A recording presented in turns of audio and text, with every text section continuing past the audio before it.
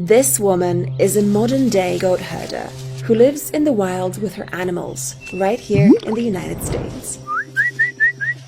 Hey, goat. She also happens to be a skilled survivalist, and she's chosen to reject the comforts and luxuries that most of us take for granted, like living in a house. So, this is my home. Or working a regular job. When I wake up in the morning, I milk goats. I recently got to spend a couple of days with her, trying to figure out what made her choose this life. When I traveled to meet her, Callie was spending time in her seasonal riverside camp in Montana. These are the kids, and they're in training, so they're training to be pack goats. So I'm not going to put any weight on them, but I like just to put packs on them so they get used to it. So when they start wagging tail, like them, yeah. If you want to get in the backcountry and have more stuff than you can carry, the goats can carry 25 to 30% of their body weight. We have a relationship of trust. They trust me, and I trust them too. All right, goats.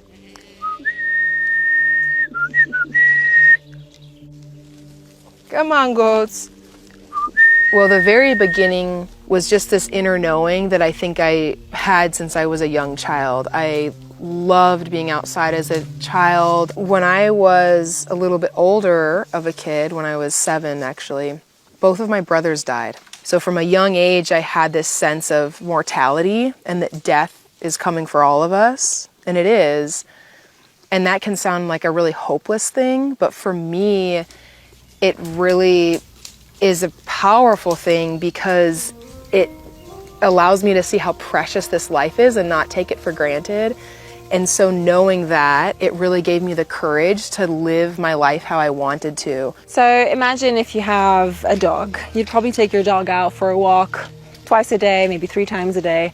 So that's basically what Callie does with her goats as well. When they're not out in the backcountry, you know, in the mountains, hiking and trekking, she'll take her goats out for 2 walks a day in beautiful places like this. And today I get a chance to join in and see what it's all about. Come on, goats. When I wake up in the morning, I milk goats. And then I drink milk when I take the goats on a walk. So that pretty much is a consistent thing. Spending some time with Callie, I got to see just how much milk she ends up with every single day.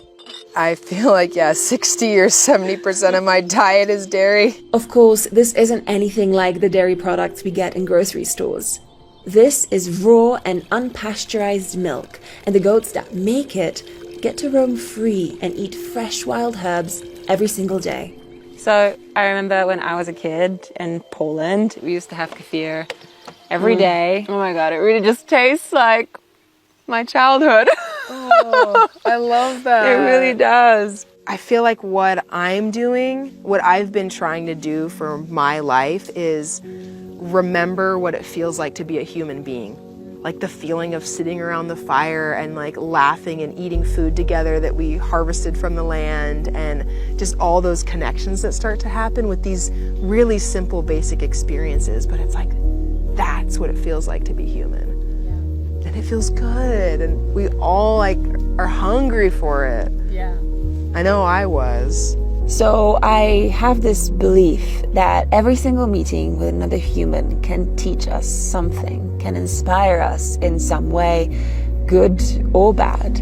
And spending a couple of days with Callie, I was really inspired. And I think for me, it was that notion of how do we reclaim our own humanity? How do we become more human? How do we live in a way that's more human?